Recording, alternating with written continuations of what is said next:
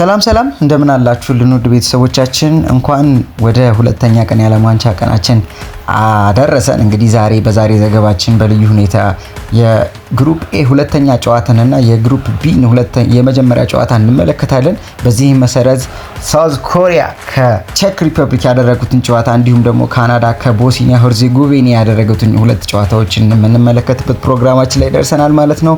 አብራችሁን እንድትቆዩ እንጋብዛለን። ከፕሮግራማችን ጋር እንግዲህ ስለምትቆዩ እጅግ አድርገን እናመሰግናለን።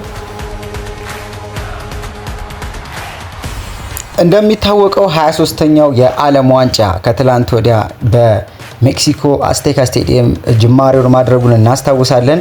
በዚህ መሰረት እንግዲህ ሜክሲኮ አስተናጋጁ ሀገር ከ16 ዓመት በፊት በአፍሪካ ምድር የተደረገውን ውድድር ያስተናገደችውን ደቡብ አፍሪካን አስተናግዳ 2-0 በሆነ ውጤት አሸንፋለች። ከዛ የቀጠለው የግሩፕ ኤ ጨዋታ ደግሞ ትላንት ምሽት ተደርጓል ማለት ነው።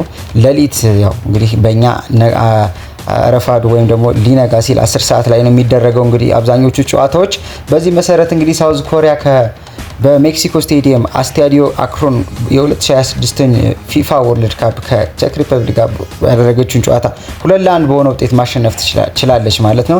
ታኩያን ዋሪየርስ ጨዋታውን በጥሩ ሁኔታ የጀመሩ ሲሆን በመጀመሪያዎቹ 15 ደቂቃዎች 2 ጎሎችን ለማስቆጠር እጅግ ተቃርቦ ነበር። ሊሃን ቢዩም በቅርብ ርቀት በግንባር የገጫት ኳስ ለጥቂት በግቡ አናት ላይ ስትወጣ በስቴዲየም ውስጥ የነበረው የተመልካች ጩኸት በጣም ከፍ ያለ ነበር ማለት ነው። በመቀጠልም ከቅጣት ሳጥን ውጭ በኃይል የተመታውን የሊካንግ ኢን ሙከራ እንግዲህ የቼክ ሪፐብሊኩ ማቲው ኮቨር የተባለው ግብ ጠባቂ እንግዲህ በጥሩ ሁኔታ አድኗል ማለት ነው። ለዚህም ደግሞ ጥሩ ምላሽ ለመስጠት ቶማስ ቱሼክ ከመጀመሪያው አጋማሽ የውሃ እረፍት ወይም ደግሞ ያው እንግዲህ እንደሚታወቀው የዘንድሮ የዓለም ዋንጫ ከዋናው ብሬክ ሁሌ ከምናውቀው ከ45 ደቂቃ በኋላ ከሚደረገው ብሬክ በፊት እና በኋላ በየ22 ደቂቃው ፖሲብል በሆነ 22 ደቂቃ ውስጥ የወተር ብሬክ ይኖራል። ያው ይህን ደጋግመን እንዳነሳ ነው በሌሎች ቪዲዮቻችን ላይ የዚህ ዋነኛ ምክንያት የሆነው ደግሞ ሃይድሬሽን ብሬክ እንዲኖር ያደረገው ከፍተኛ የሆነ ሙቀት ስላለ ነው ማለት ነው። ወደ ምዕራፉ የዓለማችን ክፍል ሄደን የሚደረገው የዓለም ዋንጫ ላይ እንግዲህ ቶማስ ቱሼክ ከሃይድሬሽን ብሬክ በፊት ከማዕዘን ከተመታ ኳስ ጥሩ በሆነ አቋቋም በግንባሩ ቢገጭም እንግዲህ ኳሱን ወደ ጎል መቀየር ሳይችል ቀርቷል። በመጀመሪያው አጋማሽ ቀሪውን ክፍለ ጊዜ በመጠነኛ እንቅስቃሴ ነበረ የቀጠለ ቢሆንም ሰን ሂዩን ሚን በ39ኛው ደቂቃ ያደረገው ተስፋ ሰጪ ሙከራን ተከትሎ ኳሱን በሚያሳዝን ሁኔታ ወደጭ በመስደዱ ለሳውዝ ኮሪያ የመጀመሪያውን ግብ ማግኘት ነበረብኝ በሚል በእርግጠኝነት ሳይቆጭ አልቀረም። በመጀመሪያዎቹ 45 ደቂቃዎች ውስጥ ግብ የተመታው አንድ ለሚሆን ኳስ ብቻ ነው ማለት ነው ወደ ግብ የተሞከረው። በሁሉም ወገኖች በኩል በፊተኛው መስመር ላይ ግልጽ የሆነ ጥራት ማነስ ፕሮብለም ታይቷል ማለት ነው። እንግዲህ ከመክፈቻው ጨዋታ አንጻር ትንሽ የመጀመሪያው 45 የሁለተኛው ጨዋታ ወይም የግሩፕ ኤ ሁለተኛው ጨዋታ ላይ አመርቂ ውጤት አልነበረም ማለት ነው። ሁለቱም ቲሞች ጥሩ የአጥቂ ክፍል አልነበራቸውም። ከዛም በኋላ የሆንግ ሁንግቡ ቡድን በሁለተኛው አጋማሽ በጨዋታው ጥሩ ሁኔታ የጀመረ ሲሆን ኮቫር የሃንጉኢም እና የሊሃንግን ሙከራዎች ለማክሸፍ አስቸኳይ እርምጃ መውሰድ ነበረበት። የቼክ ሪፐብሊክ ግብ ጠባቂ በ55ኛው ደቂቃ ሰን ቡድኑን ሳውዝ ኮሪያን መሪ እንዳያደርግ ድንቅ ብቃቱን ተጠቅሞ ጎል ማስቀረት ችሏል። ኳሱን ማድገድ ችሏል ማለት ነው። የቀድሞ ተጫዋች ያባከናቸውን ተከታታይ ድሎች ዋጋ ሊያስከፍሉት ይችላሉ የሚባለውን ስጋት ሁልጊዜም የነበረ ሲሆን ከአንድ ሰዓት ውጭ በፊት የሆነው በትክክል ይህ ነበር። ቭላዲሚር ኮፋል የተወረወረ የእጅ ውርወራን የቼክ ሪፐብሊኩ አምበል ላድዛቪች ክራጊች በግንባር ገጭቶ የኪንግስዌንግን ጊዩን የመረብ በማለፍ 1-0 ማድረግ ችሎ ነበር ቡድኑን ማለት ነው። እንግዲህ እንደሚታወቀው የፕሪሚየር ሊግ ሲዝን አሁን ባሳለፍነው በፕሪሚየር ሊግ ሲዝን ብዙ የእጅ ውርወራ ኳሶች ወደ ጎልነት ሲቀየሩ አይተናል። እንግዲህ ይህንንም ሲስተም የተጠቀሙ ይመስላል። እንደሚታወቀው እንግዲህ ይህ ቭላዲሚር ኮፋል የተባለው ተጫዋች የዌስትሃም ተጫዋች እንደነበረ ይታወቃልና በፕሪሚየር ሊግ ጥሩ ልምድ ያለው ተጫዋች ነው ማለት ነው። በዚህም መሰረት እንግዲህ ኳስን በማሻማት ወደ ጎል እንዲቀየር በማድረግ መሪ መሆን ቻሉ ማለት ነው ቼክ ሪፐብሊኮች። ሆኖም የሬፕት ደስታ ብዙም አልቆየም ነበር። በሁለተኛው አጋማሽ ላይ ህዋንግ ኢንቡም በሰከነ አጨራረስ ግሩም ጎል አስቆጥሮ ኮቫርን ለመጀመሪያ ጊዜ ማሸነፍ በመቻሉ ወይም ደግሞ የቼክ ሪፐብሊኩን በረኛ ማለት ነው የሚገርም ጎል ነበር ያስቆጠረው። በእግራ እግሩ ወደ ኋላ ፍሊክ አድርጎ ክራይፍተርን የምንላትን ኳስ በማዞር ሁለትና ሶስት ሰዎችን ከሸወደ በኋላ ቺፕ አድርጎ ኳሱን በተረጋጋ መንገድ ነበር ያስቆጠረው። በጣም የሚደንቅና የሚገርም ጎል ነበር ማለት ነው። ጨዋታው ሊጠናቀቅ 11 ደቂቃዎች ባነሰ ጊዜ ውስጥ ደግሞ አስገራሚ ነገር ተፈጠረ። የሚስላቭ ኮከብ ቡድን ሶሼክ ድንቅ የጭንቅላት ግብ ዳግም መሪ የሆነ ቢሆንም ግን ግቡ ለመሻር በቅቷል። ምክንያቱም ተጫዋቹ ከጨዋታ አጫዋት ውጭ ወይም ደግሞ በኦፍሳይድ ክልል ውስጥ ነበር ማለት ነው። ከ3 ደቂቃ በኋላ ግን ጨዋታው ወደ መጠናቀቁ ሲቀርብ እንግዲህ ፉል ታይም ሊሆን ተቀይሮ የገባው ኦህ ያንግ ጉይን ከህዋንግ ኢንቡን የተላከለትን ድንቅ ኳስ ተከትሎ በጥቂት ያርዶች ርቀት ላይ የሚገርም ጎል በማስቆጠር አሁንም የኮቫርን ጎል መድፈር ቻለ ማለት ነው። በዚህ መሰረት ከኋላ በመነሳት ደቡብ ኮሪያ 2-1 ቼክ ሪፐብሊክን ማሸነፍ ወይም ደግሞ የማሸነፍ እድሏን አሰፋች ማለት ነው። እንቅስቃሴው በዚህ ብቻ አላበቃም ነበር። ቼክ ሪፐብሊኮች ኮከብ ኳሶች አሁንም አደገኛ የሆኑ ሙከራዎችን ማድረግ ቀጠሉ። አዳም ሆዝለክ ከቅርብ ርቀት የመታው ኳስ ኪንግ ሶንግ ጊዩን በተለየ ተአምር ነበር ኳሱን ማውጣት የቻለው።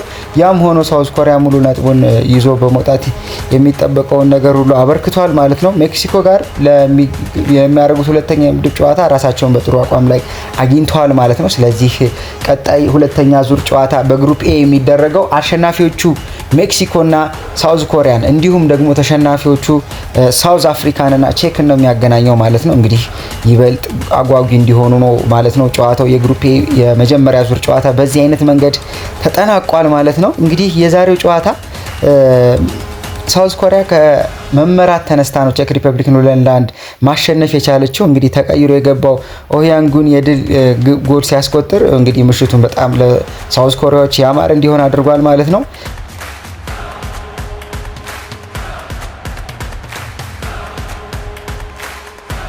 የ23ኛ የዓለም ዋንጫ 3ኛ ጨዋታ ካናዳ ቦስኒያ ሄርዘጎቪናን ያገናኘበት ጨዋታ ይጠበቅ ነበር።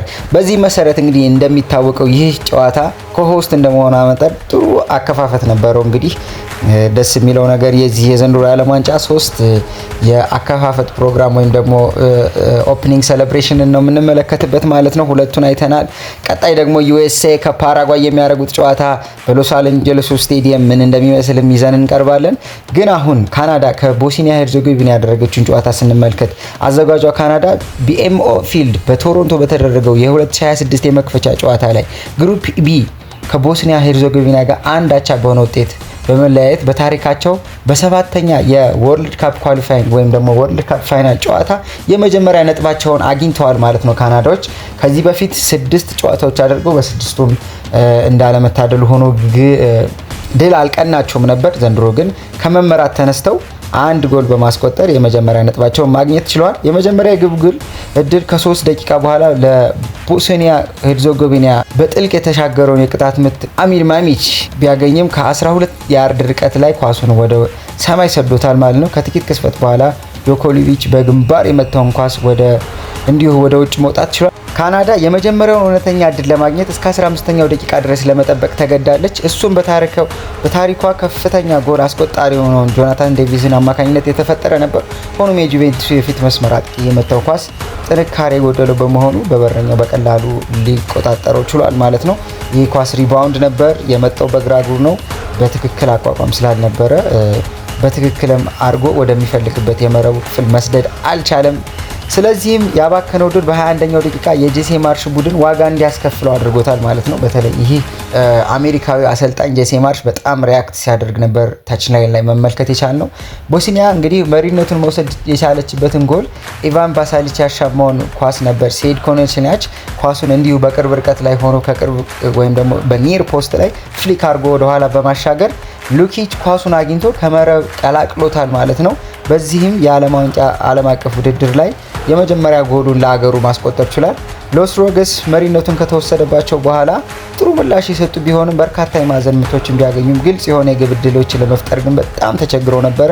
ከረፍት በኋላ ያገኙትን ምርጥ ዕድል በቪያሪያል የፊት መስመር ተጫዋች ታያን ኦሎስዋይ አማካኝነት የተፈጠረ ሲሆን ተከላካዩ ጥሩ ሁኔታ ቢያታልልም በአጨራረስ ላይ ግን ጥሩ አፈጻጸም አልነበረውም።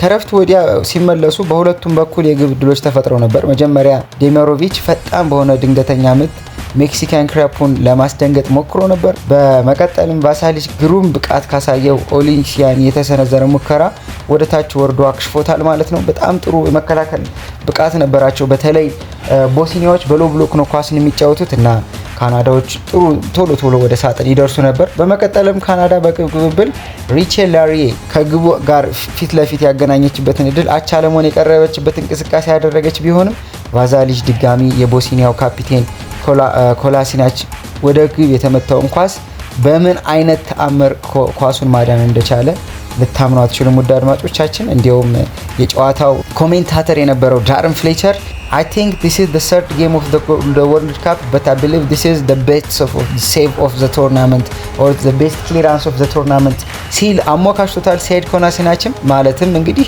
ይህ ገና የዓለም ዋንጫው 104 ጨዋታ ነው። ከ104 ግን ገና ሶስተኛው ጨዋታ ላይ ነው። ግን በእርግጠኝነት እንደዚህ አይነት ከመስመር ላይ ኳስ የሚያድን ምናይ አይመስለኝም ሲል አሞካሽቶታል ማለት ነው። ከዚህም በኋላ ነበር እንግዲህ የቶሮንቶ ደጋፊዎችን በጣም ያስደሰተ ጎል ከዚህም በኋላ ነበረ መምጣት የቻለው። ምክንያቱም አጥቂያቸውን ጆናታን ዴቪድስን ጨምሮ 3 ተጫዋቾችን ካናዳዎች ቀይረው በማስወጣት አዳዲስ ተጫዋቾችን አስገብተዋል። በዚህም ቅያሬያቸው በደንብ ሰርቶላቸዋል። ለዚህም ደግሞ የሳውዝሃምፕተኑ ተጫዋች ክሌን ላሪ ከገባ በኋላ ፕሮሚስ ዴቪድ ያሻገርለትን ኳስ ከተቆጣጠረ በኋላ ወደ ጎል የመታው ኳስ ዲፍሌክት ሆኖ በረኛውን ሸውዶ ጎል ማስቆጠር ችሏል። በዚህ መሰረት እንግዲህ የካናዳ ወይም በቶሮንቶ የሚገኙ የካናዳ ደጋፊዎች እጅግ ደስ በሚል ሁኔታ ደስታቸውን ሲገልጹ አምሽተዋል። በዚህ መሰረት እንግዲህ ተጨማሪ ጎል ማስቆጠር ይችሉ ነበር በእውነት ለመናገር፣ ነገር ግን አልተሳካላቸውም። ደጋግመው ሞክረዋል። ለቦስኒያ በጣም ጥሩ ውጤት ነው። አንዳቻ መለያየታቸው በጣም እየተዳከሙ ሂደው ነበር። ምክንያቱም ዋና አንበላቸው ኤዲን ዜኮ በጨዋታው ላይ መጀመር አልቻለም። ሆኖም እሱን ተክቶ አንበል የነበረው በአርሰናል ቤት ውስጥ የምናውቀው ሴድ ኮላሲናች ጥሩ እንቅስቃሴ ማድረግ ችሎ ነበር። አሲስት አድርጎ እንዲሁም ደግሞ ጎል ላይን ክሊራንስ ነበረው። ከዛም በኋላ ግን ለላሪ ጎል መቆጠር ላሪን ትንሽ ኦፍሳይት ውስጥ እንዳይሆን የሴድ ኮላሲናች አቋቋም ምናልባት ትክክል አልነበረም ማለት ነው። ከዛም በኋላ እሱም ተጎድቶ ወጣባቸው። ቦስኒያዎች በጣም በጭንቅ በሎ ብሎክ ተቆጣጥረው እንግዲህ እንደምንም በአቻ ውጤት ተለያይተዋል ማለት ነው። ሁለቱም ወገኖች ለሁለተኛ የምድብ ጨዋታቸው ሐሙስ ዕለት ወደ ምዕራብ የሚያቀኑ ሲሆን ካናዳ በቫንኮቨር ከኳታር ጋር የሚጫወቱ ሲሆን እንዲሁም ደግሞ ቦስኒያ በሎስ አንጀለስ ከስዊዘርላንድ ጋር ይጫወታሉ። እንግዲህ እንደሚታወቀው ዛሬ ምሽት 4 ሰዓት ላይ ደግሞ የግሩፕ ቢ ሁለተኛ ጨዋታ ስዊዘርላንድ ከኳታር ይቀጥላል ማለት ነው። እሱንም ይዘን የምንቀርብ ይሆናል። በዚህ መሰረት እንግዲህ ውድ አድማጮቻችን የግሩፕ ቢ የመጀመሪያ ጨዋታ 1-1 በሆነ ውጤት መጠናቀቅ ችሏል። እንግዲህ ውድ አድማጮቻችን እንግዲህ በግሩፕ ቢ ኮሆስት የሆነችው ካናዳ፣ ቦስኒያ ሄርዞጎቪና፣ ስዊዘርላንድ እና ቀድሞ የ2022 የዓለም ዋንጫ አዘጋጅ የነበረችው ኳታር ይገኛሉ። እስኪ እናንተን ግምት ደግሞ አስቀምጡልን። የትኞቹ ሁለት ክለቦች አንደኛና ሁለተኛ ሆነው ያልፋሉ? ከዚህም በተጨማሪ ደግሞ የትኛው ሀገር ሶስተኛ ወይም ጥሩ ሶስተኛ ሆኖ የማለፍ እድል ይኖረዋል የሚለውንና ተሰናባቹን ሀገር እስኪ ከ1 እስከ 4 ያለውን እስካሁን ባያችሁት መሰረት ግምታችሁን አስቀምጡልን። ቪዲዮ ከተመቻችሁ ላይክ አድርጉ፣ ከወደዳችሁት ደግሞ ለወዳጆቻችሁ ሼር በማድረግ አጋሩ። ከዚህም በተጨማሪ ደግሞ ቻናላችን ብዙ የተለያዩ ከዓለም ዋንጫ ውጪ የሚጠበቁ የተለያዩ አይነት የዝውውር ዜናዎችና ሌሎች ስፖርታዊ ጉዳዮችን ይዘን እንቀርብበት ይሆናል። ቤተሰቦቻችን ስለሆናችሁ እጅግ አድርገን እናመሰግናለን። መልካም ጊዜ። ባይ ባይ።